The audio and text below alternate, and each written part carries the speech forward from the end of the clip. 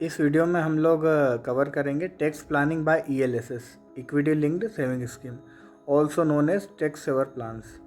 तो आपका जो 80C का धारा है, धारा 80C के तहत जो आपको 1.5 लाख तक की छूट है, उसमें जितने भी इंस्ट्रूमेंट्स आपके पास अवेलेबल है उसमें सबसे सूटेबल होता है ईएलएसएस स्कीम। कुछ म्यूचुअल फंड्स ही इस कैटेगरी में आते हैं। आप एक चीज़ ध्यान रखिएगा, आप किसी भी म्यूचुअल फंड में इन्वेस्ट करके उसमें 80C की रिबेट को क्लेम नहीं कर सकते। अगर आपको 80C के 1.5 लाख की रिबेट को क्लेम करना है तो आपको इस पर्टिकुलर कैटेगरी में ही निवेश करना होगा। तो इस ईएलएसएस स्कीम में जो फंड्स आते हैं, मैं कुछ अच्छे फंड्स को आगे रिव्यू करूँगा और आपको सजेस्ट भी करूँगा। उनमें सबसे अच्छा फ़ायदा होता है, इनका जो लॉक इन पीरियड होता है वो सबसे कम होता है, विच इज़ 3 years। तो आप परचेस करने की डेट से, जिस भी डेट पे आपने परचेस किया है एसआईपी के थ्रू या लमसम के थ्रू, उससे 3 साल बाद आप उसको रिडेम्पशन कर सकते हैं या यूनिट्स को सेल करके पैसा आप वापस ले सकते हैं। सबसे इसका अच्छा फ़ायदा यही है। दूसरा, सोने पे सुहागा वाला काम करता है इसका रिटर्न, क्योंकि इक्विटी का जो रिटर्न है वो डेट इंस्ट्रूमेंट से हमेशा ही लगभग डबल होता है।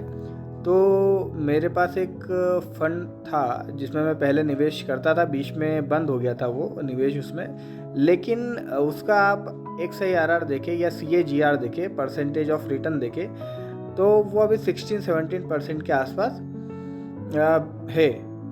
तो अगर मान लीजिए उस टाइम पे मैं उस अमाउंट को टैक्स उस पर बचाने के लिए PPF में या इसी तरीके के किसी इंस्ट्रूमेंट में डालता, तो दूसरा होता ये कि अभी तक उसका लॉक इन पीरियड भी ख़त्म नहीं हुआ होता और उस पर मिलने वाला जो रिटर्न है वो भी मुझे बहुत कम मिलता।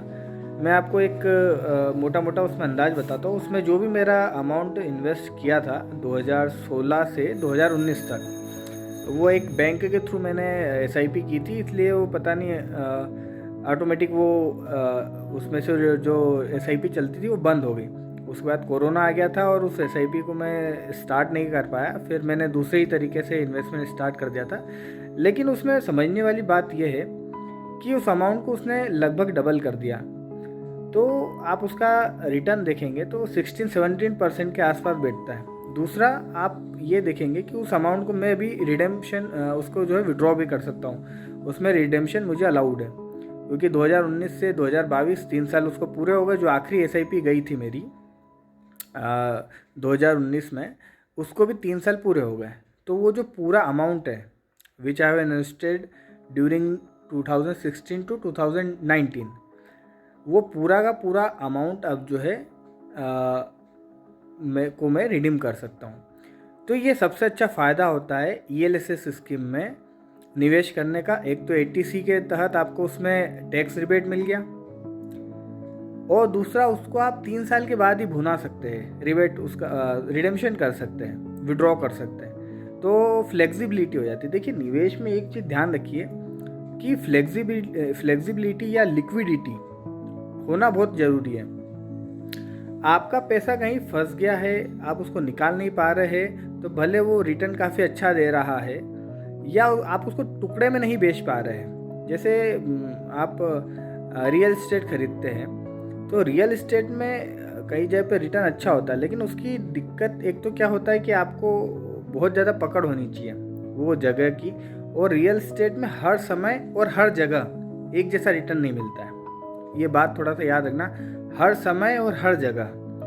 जैसे रियल इस्टेट में पिछले 2-3 सालों में थोड़ा सा बूम है, लेकिन आप उसके पिछले 7-8 साल देखेंगे, 2010 से 2019 या 20 तक पूरी तरीके से ठंडा पड़ा हुआ था रियल इस्टेट।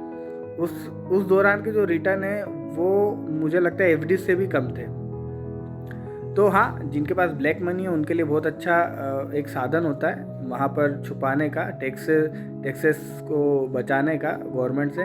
लेकिन जो सैलरी क्लास पर्सन है, जो सैलरीड पर्सन है, जिनका मंथली सैलरी आता है, वो अगर टैक्स बचाना चाहते हैं तो, और टुकड़ों में निवेश करना चाहते हैं, रियल इस्टेट में आपके पास लमसम में पैसा होना चाहिए। लेकिन ELSS स्कीम में, म्यूचुअल फंड्स में, आप जो टुकड़ों में पैसा डाल सकते हैं और साथ ही साथ उस पर टैक्स छूट ले सकते हैं, और बेहतरीन रिटर्न वो तो मिलता ही है। तो इसमें फ़ायदा ही फ़ायदा है ना। तो अब नेक्स्ट ईयर से आप जब भी टैक्स प्लानिंग करें तो इस ELSS स्कीम को ज़रूर इंक्लूड करें 80C के तहत रिबेट के लिए। इसके बहुत सारी स्कीम्स है, एक दो स्कीम्स जिनमें मैं निवेश करता हूँ वो भी मैं आपको बताऊँगा समय के साथ में। तब तक के लिए आप नेक्स्ट ईयर की टैक्स प्लानिंग में एक चीज़ याद रखें, इस स्कीम को इंक्लूड करना ना भूलें। थैंक यू सो मच, फिर मिलते हैं।